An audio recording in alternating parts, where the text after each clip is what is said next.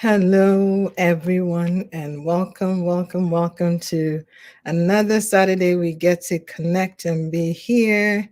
My name is Tina. I'm excited that we get this time to chat a bit about our hearts and how healthy we are. We just had Valentine's Day, so this is really exciting because we get to talk about how is your heart doing. Again, if you're on, I want you to say hello to us. I want you to tell someone that we are live. And we want to make sure that a lot of people hear today about the heart healthy living, because that is something that we all need to do, right? So, are you ready? Tell someone we are live, we are here. It's Masterpiece Conversation. All right. So, today we are talking about heart healthy living, and we are so blessed to have a doctor that has, been in this field and knows your heart enough.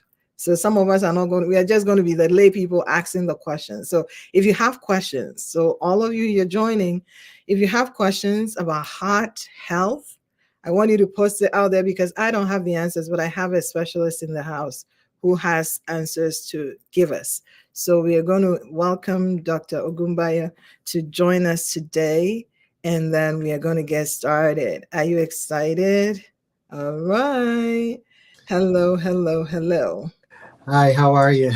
You're doing well, and it's good to have you today. I know you are on call, but Yes, I am ma'am. thankful that you made the time to be with us. Yeah, So, thank you. thanks for having me. Yeah. So, for the sake of time and knowing that on call is anytime you can go, we want to take advantage fully and just get started. Yes, But we ma'am. posted your bio. We know that you're a cardiologist and you are, doing a lot of cool stuff. But in your own words, who is Dr. Ogunbayo? In your own words. Well, Dr. Gumaya is just someone that loves to attend to matters of the heart.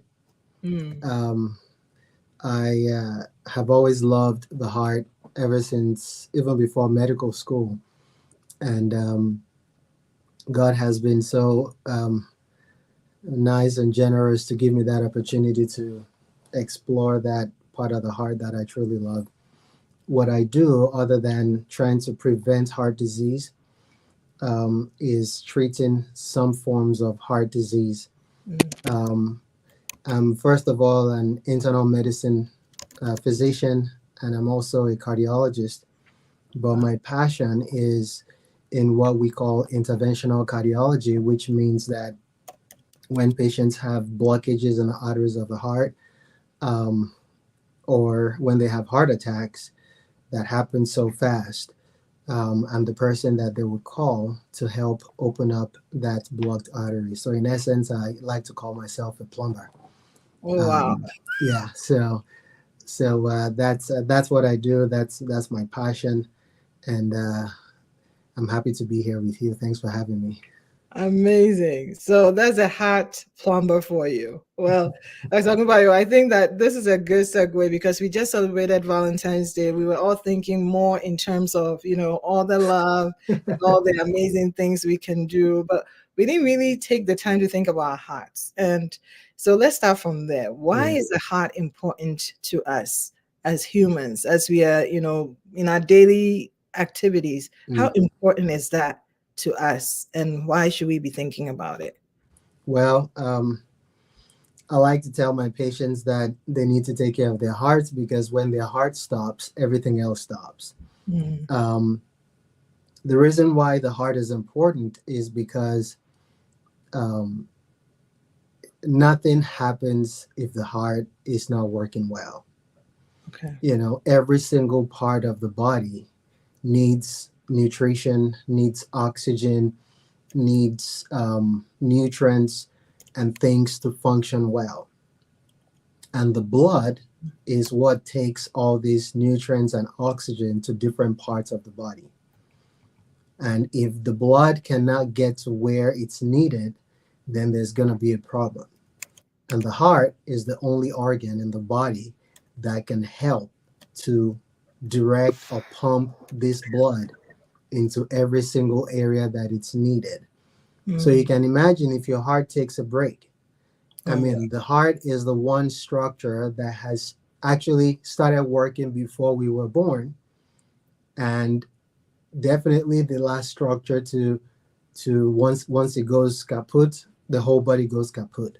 yeah. And you can imagine it's like turning on and off the engine of the body. That's pretty much what it is. So if Okay. your heart doesn't work well, the whole body doesn't work well. Mm. Um, and That's why your heart is important. And that's why when people talk, you say, let's get to the heart of the matter. Let's, Mm. Mm. the heart is the center of everything. And Right. without a good heart, you cannot have a good life, pretty much. Amazing. Yeah. We have to do more work as we are growing to take care of our hearts, because I felt like growing up, we it was a bit more easier. Well, I didn't think about it that much, but because we had a lot more activity, a lot more working and Yeah. everything else, it wasn't really a problem. But now that we are growing, is it like, do we have to be a bit more, thoughtful about it as we are growing, or like what are you thinking? I don't Well, know. it's like when you buy a new car. Mm, The first 6 months, you're probably just excited about it and you're driving it everywhere. You yeah. don't even think that it has an engine that needs to be serviced, oil that needs to be changed, anything like that. And the same car, the more you use it, the wear and tear starts to affect it. You can imagine, the heart of an 18-year-old and compared to the heart of a 50-year-old. That's a lot of mileage. That's a lot of work for a Mm, heart that beats an average about 60 to 72, sometimes even more times a minute. a So minute. multiply that by 24 hours. Sorry, first multiply that by 60 minutes, multiply Mhm. that by 24 hours, and then multiply that by 365 days in a year, and then the number of years that you've been alive. And note, the heart actually starts pumping even before you're born. Right. So we're talking, hundreds of thousands of seconds and beats that your heart is beating. And if it skips a beat or it stops beating for long enough, a few minutes, the patient is dead. My And goodness. so as we get older, it becomes more imperative that our choices in life is heart healthy, Mm, because everything adds up. You're 60 and all of a sudden you're starting to have difficulty breathing. You might have heartburn. Um, your legs might start getting swollen and things like that. Those are some of the things that we'll talk about later on that are not great signs when you're thinking about your heart. But mm, generally speaking, as we get older, everything in our body needs more attention, not just the heart. So I'm yeah. going to wear my internal medicine hat now, that you need to take care of every single part of your body. When we're younger, we could have 3, 4 bottles of alcohol or beer or whatever, and we'll probably be fine. But Right. as we get older, first of all, you might get arrested. you know? Second of all, your body might not be able to take it and handle it Mm, the way it would when you were younger. So mm, definitely more care and attention needs to be paid to our body as we get older. A lot of people have diseases that they don't know about, and it stems from not knowing their family history. And I'm going to go back again, not just the heart now, but colon cancer runs in families, breast cancer runs in families. So as we get older, the risk of those diseases is going to get higher. The same thing with the risk of heart disease. And so the older we get, the more attention we need to pay to these things. And of course, I'm biased towards the heart.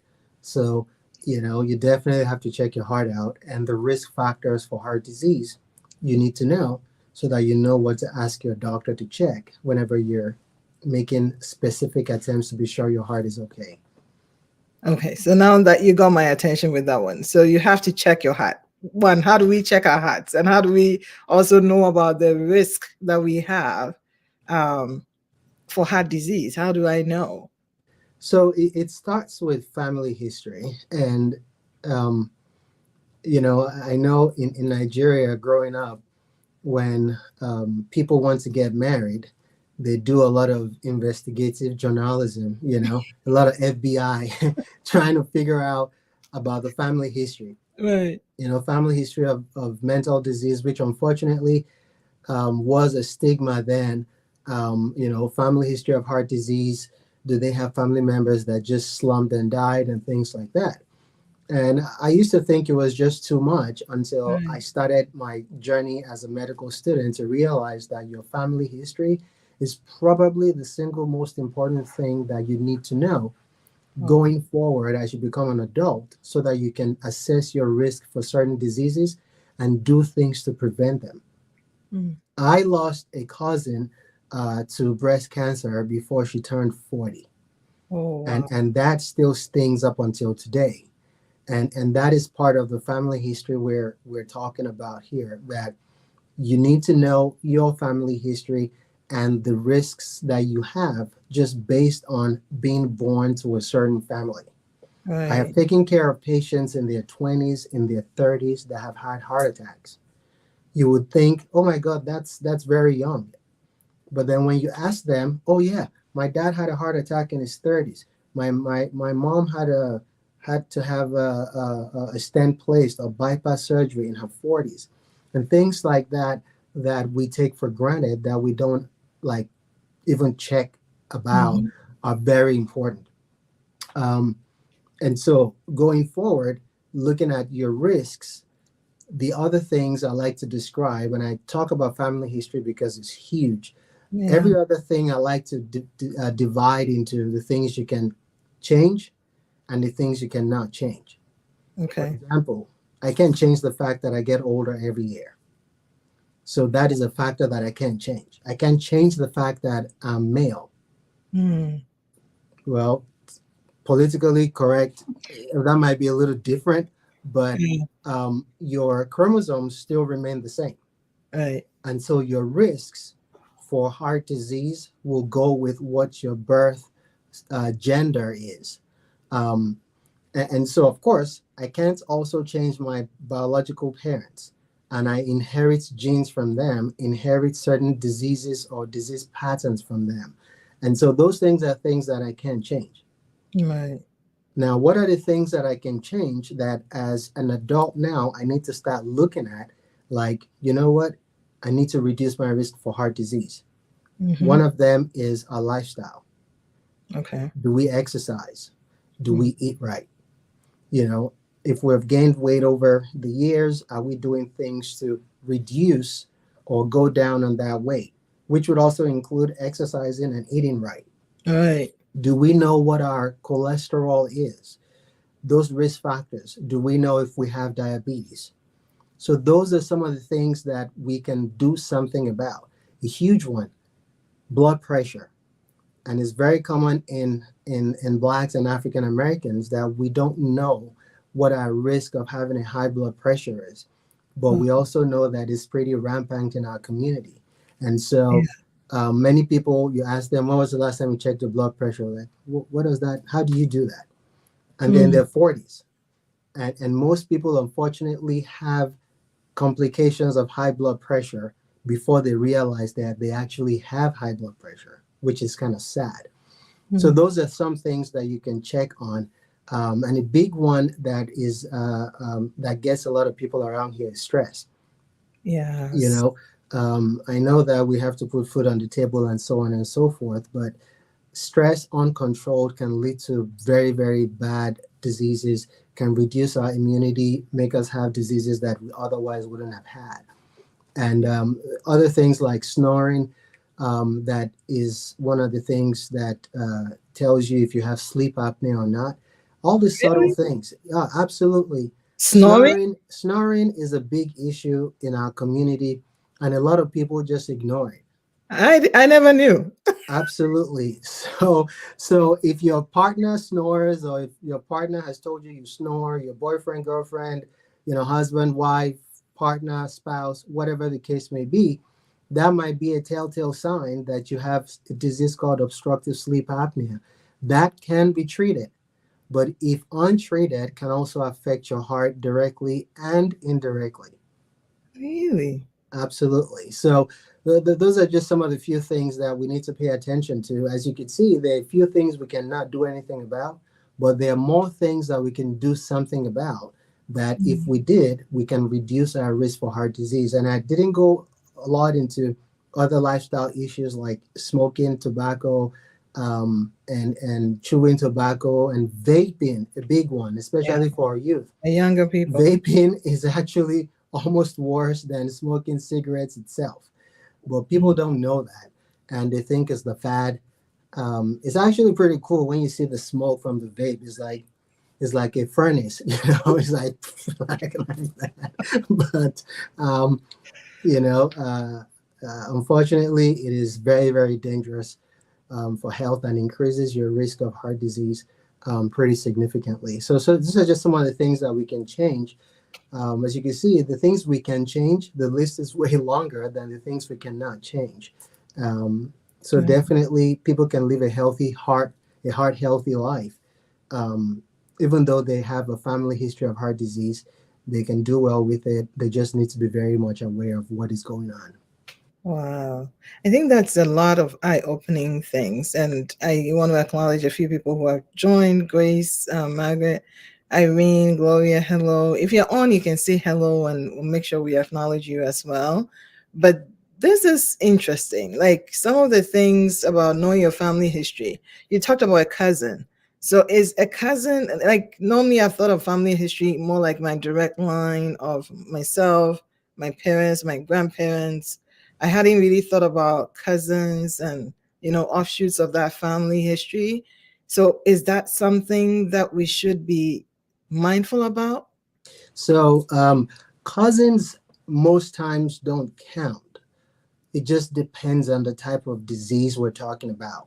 Okay. So there are two things, and they're a little different. There's genetic inheritance. Mm. So there are some diseases that actually have genes that are defective, and if you inherit those genes that are defective, then there's a higher likelihood that you have that disease. Mm. Now, if your cousin has it, it's probably because their dad or their mom has it.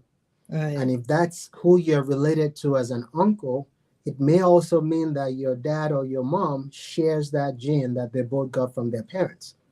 I So see. that becomes important.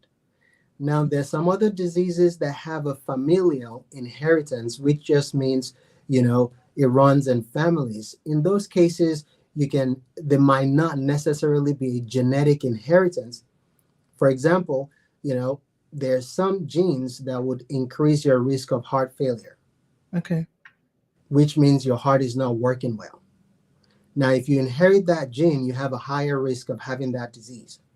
Mm. Outside of that, like hypertension, we have not gotten a whole lot of genetic um, uh, um, factors or genes that we can say if you pass this down, you're definitely going to have high blood pressure, but it runs in families. It does. Yes. So, for example, alcoholism, people argue that there's a gene, there's no gene, but we know from science that if your dad had a history of alcohol abuse, there's a high chance that the child has it. Yes. And some of those things don't necessarily have genes attached to them. Like, your dad is AA, your mom is AS, you're never going to be SS, that kind of deal. Right. But that risk increases when a family member has it. And Mm. so for most heart diseases, your parents, your siblings, your children, that line are the most important, your grandparents. Um, but also, depending on your age, for example, at the age of 65, 70, I don't really care whether your dad had a heart attack at 40 or not. At that point, because of your age, probably your gender, and your lifestyle, you've already qualified just by yourself. So Mm. that becomes not as important as a 30-year-old male that is suddenly coming down with a heart attack. I see. I see. I'm going to go back to the snoring thing because this is the first time. This is the first time I've heard of it, that when you have someone who snores a lot, And initially I thought, well, that's just my own thought. I was thinking that if you have a lot of weight, then you may snore a bit. But I've seen people who are not that, big, and they Yeah, have really terrible snoring. yeah. And I didn't think of it as anything. Well, I thought it would be something, but I never attributed it to something that we have to take seriously. So that is eye-opening, you know? When you snore, it might be a sign that you have sleep apnea. Mm, And what happens with sleep apnea is, when you're resting, is when your body and its cells try to um, regenerate or rejuvenate or get better from a hard day's work. mm, When you have sleep apnea, you're not getting enough oxygen into your body. okay. And the oxygen while you're resting is part of what helps your body to get back to normal and get ready for the next day's work. Now, when that happens, it's almost like you're sleeping, but you're not resting Okay. because it's still a stressful situation. Your Mm, body is still trying to work hard to look for this oxygen that is supposed to be pretty easy to fix stuff and get better. I see. Now, that's just a layman's way of explaining it. Now, some of the things that you might notice is you wake up and you have dry mouth, you might have a sore throat. Most of them will say, I wake myself up, in the middle of the night because I'm not breathing right. When they wake up, they feel very unrested because Right. really, it's like their body's still working at full capacity. When they start their day, they note that they get really tired and fatigued easily. Sometimes they want to take a nap, feel like taking Yeah. multiple naps during Yeah. the day and things like that because they just didn't get a restful sleep. Mm, Now, yeah, you're right. When people start to gain weight, the risk increases that they have sleep apnea because the airway gets kind of choked up with fat and so on and so forth. But you might be real skinny and still have sleep apnea because there are two different types. There's the central type and there's the obstructive type. The mm, central type has to do with, something not clearly working all the way in your nervous system. But the obstructive type is much more common in people that are of size because of the obstruction of their airway. interesting. Yeah. Wow. That is a whole education for me. Thank Yeah, you. yeah. And it's treatable. A lot of Yeah. people don't like the more common treatments for it because it requires you wearing a mask or a little prong that will force the air Mm, into you. But these days they have a new technology where it's an implant. You can turn it on and turn it off, yeah. so that people that qualify for that particular type of procedure can get it, and they don't have to have, a full mask on their face and things like that. But it definitely over time causes a lot of heart issues and a lot of other issues as well, if not treated well. I see. Well, I think another thing that you said we can work on is our eating. Yeah. And I know we are trying really hard, but a lot of us in the diaspora, we are like still stuck on our food. The- And we eat the same way that we would have eaten when we're in Nigeria, when we're in Ghana, anywhere else. But we are not as active, right? As yeah, when we were back home or different absolutely. places. I don't know, but Well, it's funny that you say that, and it's also not funny because we grew up back home where there was very little genetically modified items. Everything was pretty much organic because we didn't know a different way. right. So now we're in a different part of the world. Things are done differently, and a lot of times with automation, you don't even have to have a lot of activity anymore. I mean, I had my first video game in my teens, and before then, my leisure activity and hobby was playing soccer, running up and down, Hmm. playing police and thief, and playing catch you and catcher and stuff like that. So Right. that got us real active. Yeah. These days everybody plays a game. So you go to work, you have a desk job, you're there for 9 hours, you get home, you drive home, You get home, you eat some more food because you're hungry. You sit down, play video games, watch TV, Netflix, and chill. And as this goes on, you're not burning all those calories you're getting in. And a lot of people don't even know how much calories they get in because they have two hamburgers for breakfast or brunch, and then they have a full meal, depending on where they're from, maybe rice or whatever. Yeah. And they say, well, I eat just twice a day and I walk for 30 minutes. Guess what? How many calories do you think you lose in 30 minutes of walking? Not much. Not even, you don't even lose up to 500. But then you've had about 2,500 calories that day. I And that's know. not including the little snacks you pick up here and there. Oh And Lord. then multiply that by the number of days that you're doing the same thing over and over and Mhm. over again. And that is why it's a lot easier because of our diet for people to gain weight and not lose it just because they don't understand how it works. It's about garbage in, garbage out. Yeah. If you're saving money and you make $1,000 every month, you put it all in the bank and you don't take anything out, at the end of 12 months, you're going to have 12,000. Hmm. And that's just how calories work. Now, some people work hard, but because of other issues, I'd like to call them X factors, they gain more weight than they ordinarily should. Those kind of people definitely need to see the appropriate physicians or healthcare providers to discuss those things because it's not just one plus one equals two for some people. Some Right. people have other diseases, thyroid disease, and things like that, that makes it a lot easier for them to gain weight, even when they're barely eating anything and they're exercising a lot. Okay. So that's important that if something is not adding up, you need to get professional help. I see. So what about this sedentary lifestyle? Like we are stuck in a way after COVID, now that we have remote work and we have, a lot of office jobs and a lot of things going online. Even for those who do work that they stand, they still have a lot of, online things you have to sit and do. And we get, bogged down with sitting a lot Yeah, and yeah. sitting a lot and sitting some more. How, how dangerous is that?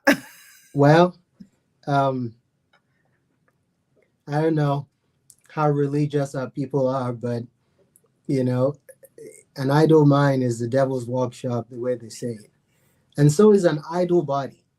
Mm, There are so many things that will happen. It's like parking your car and leaving it for months yeah. unattended to. Okay. The day you decide to start it, you might hear some really weird noises and stuff like that because it takes a minute to get going. Right. Um, Now, when you don't exercise, what happens is you get to a stage that you become deconditioned, meaning that, apart from the fact that you're gaining weight, your heart gets used to you not doing much. So the Right. day you finally decide to walk up the stairs, it's going to feel like you just climbed Kilimanjaro, and you could see patients like, oh, what did I do? They're panting and they're gasping for air. I'm like, what did you do? Well, when was the last time you tried to climb that stairs? Well, it's been a few months. Well, that is why. Because that sedentary lifestyle, your body just gets used to not doing much. And it Mm, starts to, almost like get used to the bare minimum that you're always doing. It increases your risk of even having blood clots. And that is why when people travel, we try to tell them, you need to get up, especially long distance journeys like going to Africa on a direct flight and things like that. Try to get up and walk around. right. Allow your muscles contract and move the blood around and so on and so forth, because that might increase your risk of having a blood clot either in your legs or even going into the arteries of your heart, going to the lungs. So a sedentary lifestyle is not good for anything. A sedentary lifestyle would also change your cholesterol dynamics such that your good cholesterol goes down and more than likely your bad cholesterol goes up. And Really? that also increases your risk for heart disease. Mm, And it's just a domino effect that something as little as reduced activity can cause you if you don't know that it's really dangerous and unhealthy for you to continue to do that. Oh boy. Low sodium intake. I don't think we are making any point. We are not getting any scores here because I think a lot of us are, guilty of sitting and sitting hours and hours and hours. We get home and we sit some more. We sit down Yeah, and watch TV. We eat yeah. and we just sit and we sit and we sit and we go to bed. So a lot of people are, and a lot of companies are actually working on that now. You now have people that have this. There, it's like a portable um, uh, machine that people put down. They get this table that they can adjust, Right. so they walk standing up, and they get this little portable treadmill they put Mhm. right where their desk is. And so because you have a desk job does not mean you can't exercise. Right. Does not mean you can't get things done to help keep you in shape. And these things are on Amazon, on Walmart, and all these other vendors. I don't know how expensive they are, but they're cheap ways to get your exercise in, even though you have a desk job and you cannot get off your desk to do something. If you can't stand up, there are pedals that you can buy and things like that. Some people buy this little dumbbells. Right. I used to have some around here. I'm not sure I do now, but you know, they have things they could do. People have breaks at work, and when they have their breaks, might be a great time to get a friend, walk around the building, and things like that. Just get moving and get active, and those things help. I think it's a cop out and an excuse to say I have a desk job because there are ways around it now. Yes, absolutely. I agree. I mean, there are so many ways. Like you said, I have a standing desk. Even at home, I have a standing desk. I have to just remind myself, I've been sitting for too long. Yep. Just raise it up and stand up, Yes. and work. Yeah. And so I think we have to do the workarounds and just be mindful of it because it's so easy to gain the weight and it's so difficult to lose it. Like, So your weight says a lot about you. And I'll say two things. Number one, obesity complicates all aspect of care. That is probably one of the most used lines when we write our notes on our patients. It's mm, almost standard. Obesity complicates all aspects of care because everything gets worse with obesity. oh wow. Um, for example, what I do, if I decide to do a heart cath on a patient, which means I want to look at the arteries of their heart, if I poke them in the groin, obese people are more likely to bleed. Obese people are more likely to have complications after a procedure. Obese people are more likely to just have worse outcomes of anything else. Wow. I would also say this to folks that are not obese, that the fact that you're not obese does not mean you're healthy. That's true. I have a lot of patients that are way heavier than I am, but their cholesterol is better than mine. Mm, So when you look in the mirror, when it comes to your heart, what you see is not always what you get. that's not. And so you have to know that and not say, well, I look great. Why do I need to go check my cholesterol? Why do I need to exercise? Why do I need to do this? Why do I need to do that? Those don't count and they're not interchangeable at all. No Mm, matter how heavy you are, no matter how skinny you are, there are certain things that you need to know and you need to do to keep yourself healthy and give yourself not just a long life, but also long and healthy life. long and healthy life. Wow. That is so, so amazing. Look, if you have questions, please put in the chat and we'll ask the question. I do see a question for you, Doc. It says, what do you know about keto diet?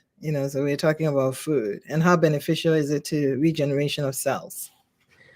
So, keto diet generally tries to stay away from uh, carbs. Hmm. So you have an increase in uh, eating fats and eating protein for the most part. They emphasize protein, and I've seen a lot of different diets and I'm gonna try to um, connect my iPad here because it's telling me that it's about to run out of battery. But generally speaking, I've seen people that I'm sorry, I've seen people that get on the keto diet and do well. I've seen Mm, people that lose a lot of weight on the keto diet. Now, I'm not a nutritionist, and I try not to sway my patients one way or another. mm, Whenever they have these questions, I always say the way your nutritionist would not answer questions about the heart, I also don't want to answer questions about nutrition. But what I would say is that it works because it puts your body into a compulsory state of what you call ketosis, where it goes away from trying to use um, carbs, and it starts using these proteins and the fat to get fuel for energy. And mm, what happens is you ultimately can reduce how much caloric intake you have, and then your body starts to kind of glean from your body fat stores, so to speak. Um, Fasting also works.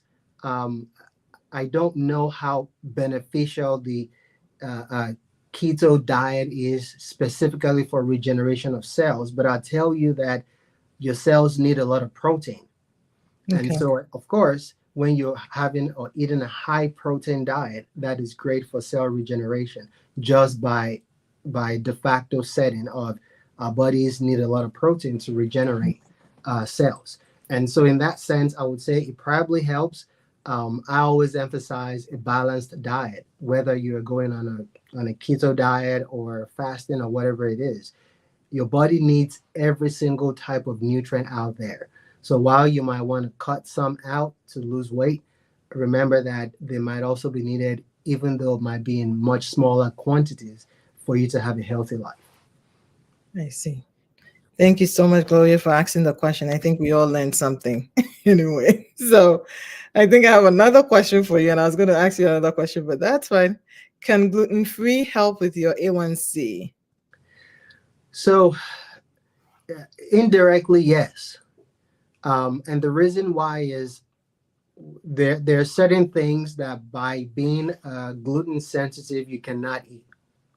Mm, So I have a couple of friends that are gluten sensitive, and um, I buy this Oreo cookies, and sometimes I buy snacks to to my job, just just to pretend like I'm a nice guy, and people have allergies and intolerances, and well, I can't eat this, I can't eat this, I can't eat. I'm like, you cut out all the good stuff. Now you're left with a bunch of stuff and leaves and so on and so forth. So being gluten sensitive might help push you away from certain things that ordinarily would increase your caloric intake, would increase the amount of processed food that you eat, and will mm, invariably increase your A1C. So having a gluten-free diet generally helps with that. Now remember, there's so many things that are also involved in controlling your A1C or getting it down to what your target is, which for diabetics is usually lower than 7.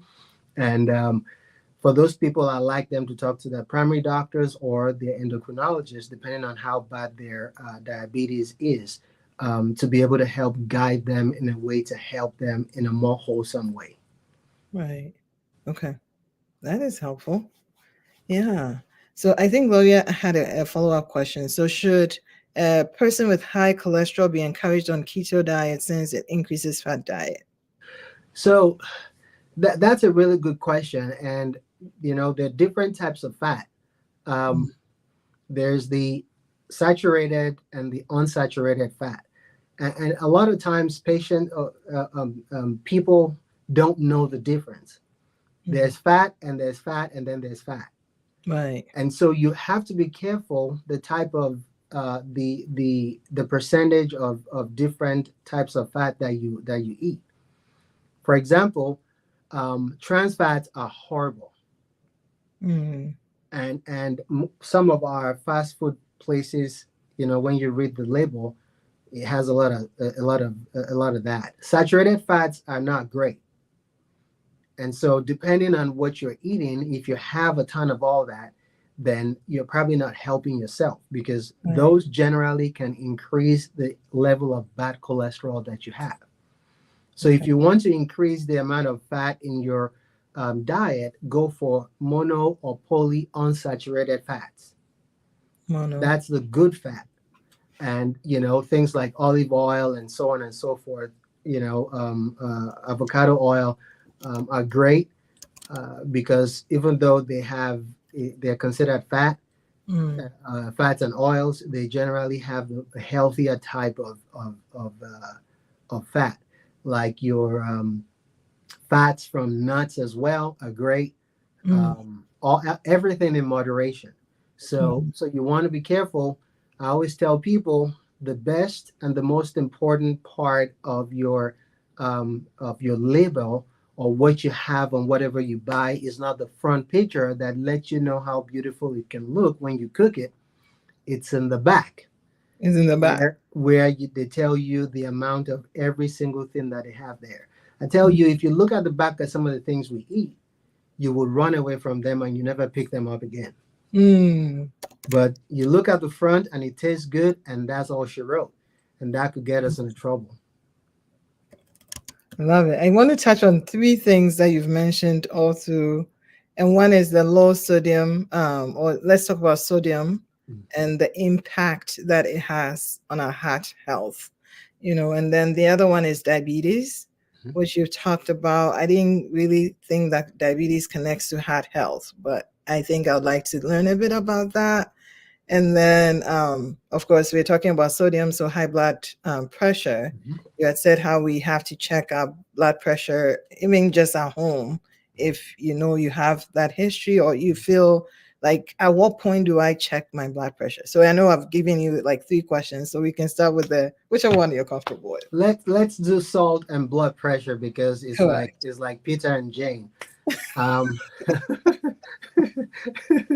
um, you know, Salt, as wonderful as it is, even there's a holy book that says you are the salt of the earth, Right. and salt makes everything taste better. Beautiful. But for some people, salt is the enemy. Yeah. And we go back again to knowing yourself and knowing your family history. Okay. Now, when you have a lot of salt in the body, the salt pulls in water. And when you have more water and more salt, the pressure increases. Hmm. And so, if, say, for example, you already have a strong family history of high blood pressure, and you choose that your salt shaker is going to be your best friend. So even before you taste something, you've already like doused it and blessed it with a healthy So, amount of salt. Then that salt gets into your body, it draws in water, and there are a lot of other things that the salt does on the inside that increases your blood pressure steadily. I mean, it is so bad that I get patients sometimes that tell you, I had this ham in my fridge and I wanted to finish it. So we ate it like, 3 days in a row. And after the fourth day, my legs were swollen and my blood pressure was like 170. And we went and took some fluid pills. And then, after a few days, I got better. you know so imagine if you're doing that continuously, even though a little by little, over years, what kind of damage it can do to your body if indeed you have high blood pressure. right. So I always tell people, if you have high blood pressure, the salt is your enemy. These days you have salt substitutes that people don't necessarily have to even use salt at all. They can use those spices to try and make their food taste better. And don't get me wrong, you know, God knew what He was doing when He made salt. That Hmm. stuff is real good. It makes your food taste awesome, you know. But for some people, it's just putting you on the fast track to getting really bad heart disease through elevated blood pressure. And I always tell people, you can't keep saying that you would take medicine and you would take medicine because there's medicine for everything, and you're going to ignore lifestyle changes. Mm. It's almost like taking a step forward and taking two back. Many people don't even realize that if they change their lifestyle, they lose weight and things like that, they might be able to come off of some of the medicines that they're on in a Right. safe way. But yeah, salt and blood pressure don't necessarily go well together.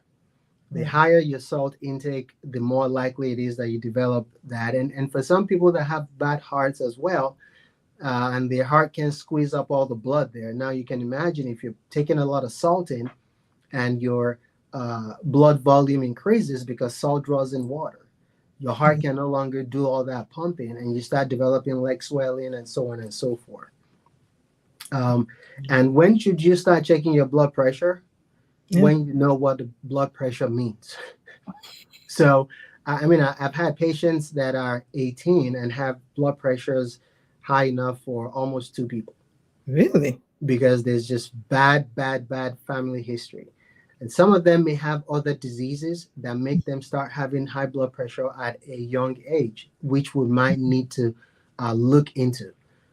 So I tell people once you know your family history, you also need to go a step ahead and start knowing what your blood pressure is, what your A1C is that tells you about diabetes, and what your cholesterol numbers are. Mm. We tell people, once you're at the age of 30, but some people already have high blood pressure before they turn 30. That's why your family history and knowing about your family history is absolutely important. Okay. And diabetes as a big topic on its own. We probably need another day to talk Another about. hour. But diabetes is a um, heart artery blockage equivalent. That's just the easiest way to say it. So when you have diabetes, you might as well just assume that you already have heart disease. Really? That is how bad and how connected they are. They're like Siamese twins. I didn't know that. Absolutely. So once a patient gets diagnosed with um, diabetes, that is not a good thing for your heart.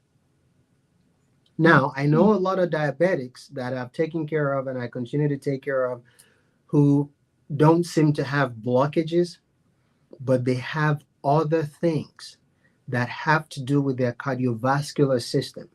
The increase in, neuropathy, the increase in the risk of having heart attacks, increase in the risk of having blockages in the very small arteries in their body.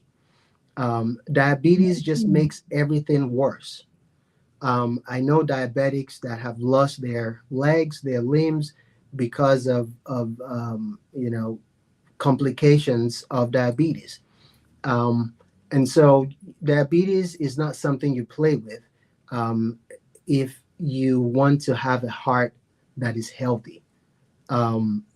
People take it for granted and they say, well, I can eat whatever I like. I just take more insulin. Well, guess what? The diabetes is destroying pretty much every other part of your body because it's a systemic disease. I I see. know diabetics that are on dialysis, not because of anything else, but because of the fact that the diabetes has destroyed their kidneys. And so it is a bad, bad, bad, bad, bad disease.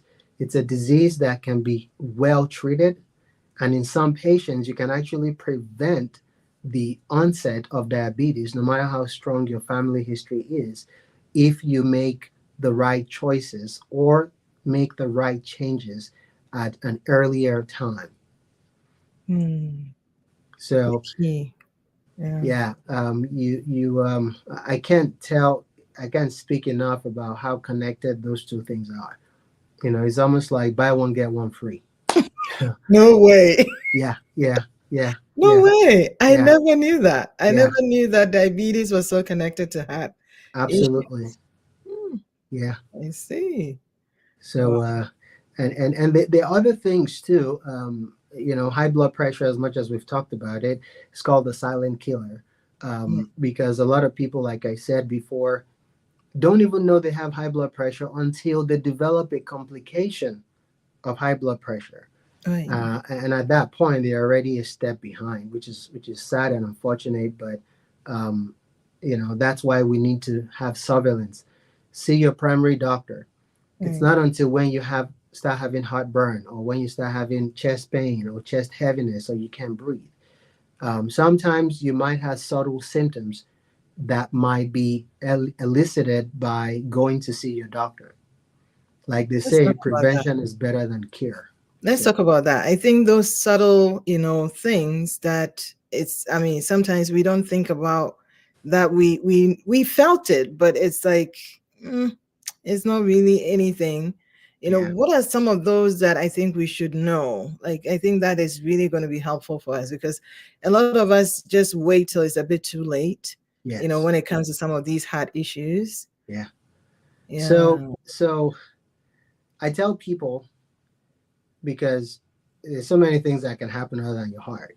If you wake up, or you've been awake and you start having a new symptom or even a sign that you did not have the day before, and it's not going away, then there is a problem.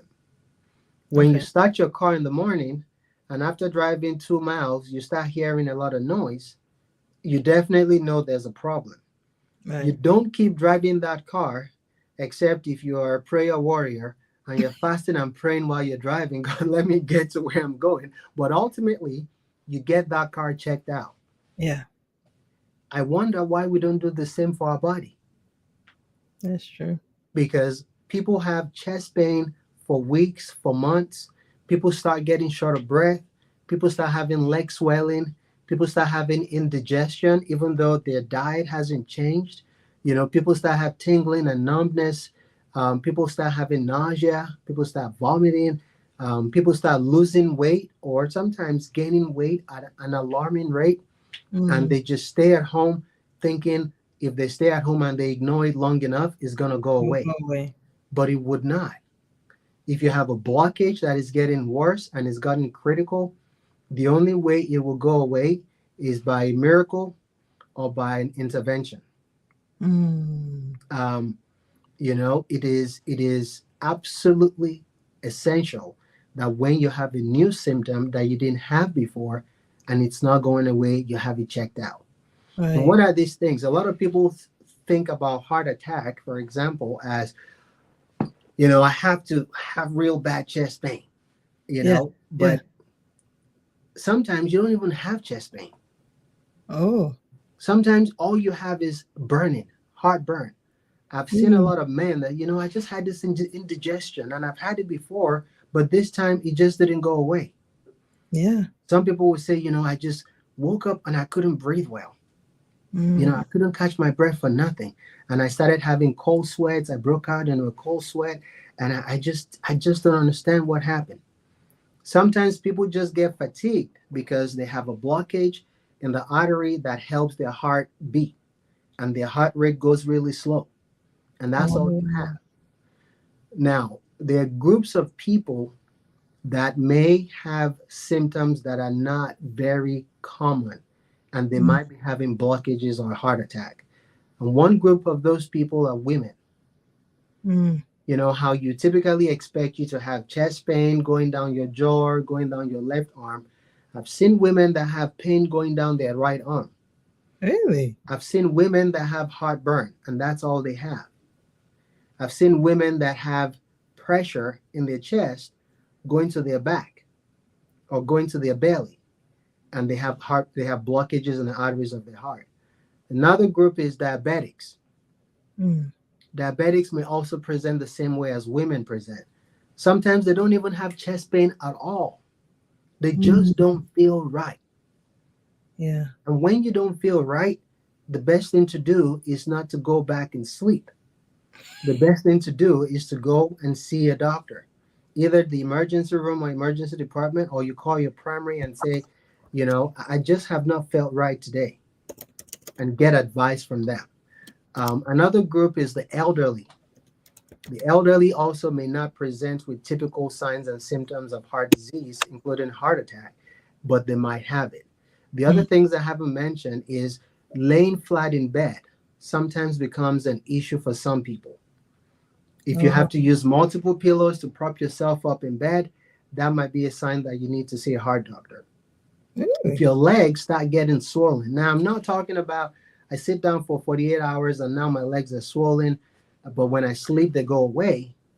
You Yeah, might tell your primary doctor, but if your leg swelling is not going away or it's getting worse, then you need to seek the attention of a heart doctor. Usually, you see a primary first and then they refer you.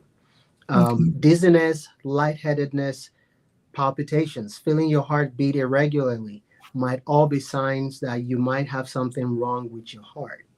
And if you have any of those symptoms, you definitely want to tell a trained and qualified medical professional about them, and they will direct you appropriately. I see.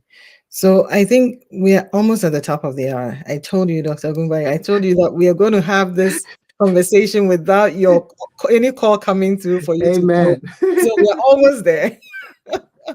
But thank you so much. I mean, there's a question about numbness, which I want you to talk about. It says, does numbness on your hands and legs have anything to do with heart disease? So I like to talk about the heart as the cardiovascular system. Mm, And it's not just the heart, it's also the arteries and the veins attached to it. mm, Because if the pump is great, but the pipes are bad, then it's as good as not having a great pump. right. And the answer is it may or it may not be. And that is why when you have these symptoms, you need to talk to a primary care doctor who is like the quarterback. He's Right. the one that would ask all the questions and then based on the answers would decide this is the first person I need you to see. And if Mm, he or she doesn't find anything, then we can go see this person or we can go see this person. Or they just shoot the ball out there and everyone catches it at different times. And the reason why I say it may or may not be is are you talking about numbness in just one leg, numbness in just one arm, numbness in both legs, numbness in both arms, or numbness in all the limbs? mm, And depending on the answers of the question, it might be because of a neurological, meaning a nervous system problem. It mm, might be because of poorly controlled diabetes over years, and so you have something called neuropathy. It could be because of blockage in the artery of that limb.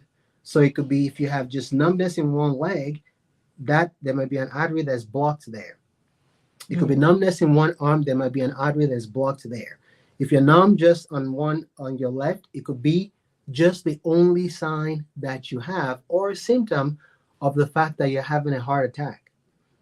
I see. So the options are quite varied and variable.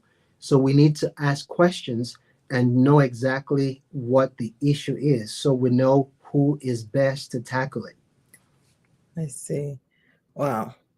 So when you don't feel right, go see your doctor, Absolutely. because that is the only way. I have a bonus question. That is even I don't know if it's related anything to the heart health, but now that we are talking about numbness, this cramp thing, having cramps, Yeah. right? When you have someone who is having a lot of cramps, Hmm. especially when they are sleeping, and Hmm. it comes on like so painfully for sometimes a long time. Is that a Hmm. sign to something that should be of concern, or what is that? And the person Well, is doing a job that really, like, the person stands a lot, so it's not like they're sitting. mm, Yeah. it's that description would not necessarily fit with having a direct affectation of your cardiovascular system. Right. It might be electrolyte imbalance. Mm, Depending on the type of cramps, you may or may not have restless leg syndrome. Again, that is something that is not normal. That's something that was not happening a while back. You right. absolutely need to talk to your primary doctor. They might run some tests, including blood work, and see why that is so. Mm, Generally, the kind of cramps that I worry about as someone that takes care of the cardiovascular system is cramps that happen while a patient is walking. okay. They might also have numbness while they're walking, and so on and so forth. So, if you're having that, Mm, calf pain while they're walking, that might be something we call claudication, discoloration of your lower extremities, feeling your lower extremities feeling cold, and so on and so forth. Those might be some of the signs that we're looking for. But if it's, numbness, or if it's cramps, it might be a nerve problem. It might be neuropathy. If it's happening only at night, it might be restless leg. Um, so I'll definitely have them talk to their primary doctor and talk about their symptoms. They'll ask a few more questions and decide on where exactly and what exactly to do. Okay. Last question. I know our time is up. Yeah, Last question says, can a person have neuropathy without diabetes? absolutely, yes. Diabetes and neuropathy is another almost buy one get one free at a certain age and time. Mhm. I always tell people that if your diabetes is controlled, you're almost like a normal person. Mm, Almost. There's sometimes that having diabetes by itself increases your risk for certain diseases, whether you are very controlled or not. I see. Now, it would not increase those risks as much as if you were not controlled, but your risk has not gone to zero. But also, nobody's risk is ever going to go to zero. Mm-mm. So that's just something that we need to get used to. But definitely controlling your blood sugar as a diabetic is important, and it reduces the risk of all this stuff. But yes, you can have neuropathy without having diabetes. However, if you have neuropathy, the first thing I want to check is to be sure you don't have diabetes, just of how Close. married almost or closely related they are and they get Mm. to be. So yes, that you can have neuropathy without having diabetes, and you definitely need to see a neurologist for that as well. I think we have one more question. I don't know. We have to Yeah, wrap up. We're going to have to wrap bring it up. on. Says that what are the symptoms of heart disease or diseases? So that's a good question, and it's some of the things that we've talked about when we started. Right. But again, think about it this way: that the pump that gets water to your house is defective, and it's not pumping. Every part of your house is going to be nasty. Mm, So you can start from the head and talk about symptoms from the nervous system, fatigue, tiredness. We talk about wanting to sleep all the time, right. um, Nausea. headaches, dizziness, Mm-hmm. lightheadedness, syncope, which means fainting, passing out. Go down to your respiratory system. You can't breathe. You have cough. Sometimes when you cough, you bring up whitish sputum. Sometimes it's dry. Go to even the symptoms on the chest, palpitations, feeling your heart beat fast, chest heaviness. Go to your GI system. We talk about nausea and vomiting. Um, Sometimes you even have abdominal pain, depending on if you have blockage in an artery. Usually, you have really bad abdominal pain right after you eat. That could tell you that you have a blood clot in one of the big arteries that goes to your gut. Um, your leg might get swollen. You might have tingling and numbness in the leg. You might not even feel your leg the way you should. You might start losing sensation. You might have cramps in the leg. You might lay down and you can't breathe. Like we said, it's called orthopnea, and you have to sit down before you can breathe well, or use like 6, 7 pillows to prop yourself up. You can wake up in the middle of the night gasping for breath. Um, so there are just many A lot of different things. symptoms.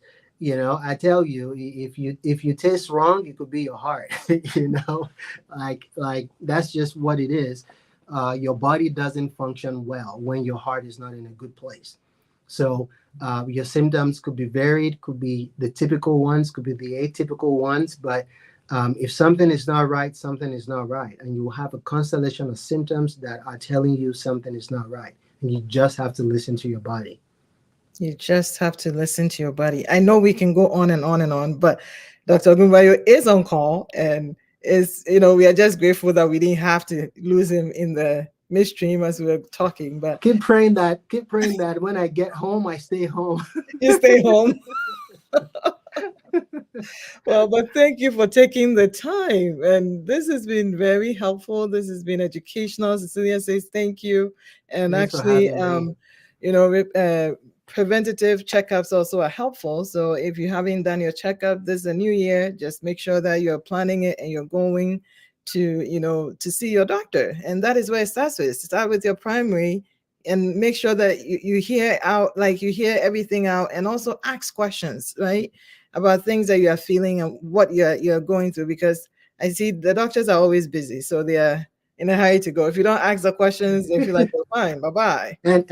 And wives or spouses or girlfriends or partners, whatever it is, get your men to do the same thing. Yes. Men, especially men that look like us or were raised like us, Don't. we tend to believe that we're invincible. Hmm. And I have male patients of different ethnicities, color, race, gender, and creed that believe that men are just unbreakable. I Okay. mean, we've had patients that, they say, no, no, no, I'm gonna go home. If I need you, I'll call you. And they're back in the emergency department. And after we see them, we're sending them almost immediately after an angiogram for bypass surgery. Oh my And it doesn't have to be that way. Listen to your body. Say something. Like they say at the airport, if you see something, say See something. something. Here, if you feel something, say something. Don't wait until we're having to do extra and horrible measures to try and save you, when we could have done this in an easier and more humane way. Amen. um, so wives and partners, tell your male counterparts to not take their health for granted. Okay, so I think, Doc, with that, we get to put you back on the Father's Day, list again, because then you can talk heart to heart with the men, you know, Yeah. because if we say it, it's not going to work. It doesn't look like we'll make No. any No. impact at all. So I think we'll have to look at how your month looks in the month of June to Yeah. say, how do we get you back to talk about heart health for men? Yes, Absolutely. men. Yeah. Absolutely. Thank you so much again. And thank you all for joining. Thanks I for see having you, me. Gloria. I see all of you. And we'll talk again, but have a great, great rest of your afternoon, evening, depending on where you're joining. And make sure that if you see or you feel something, go check it out. Don't wait. Don't assume that it's going to go away. But just take care of yourself, Yeah. because you are so, so important. And this is Absolutely. all you have. This is you, you know. So take care of you. Thank you, Dr. Gumbaye. Have a Thank great you. day. Thank you. You too. Have a great weekend. All right. Bye.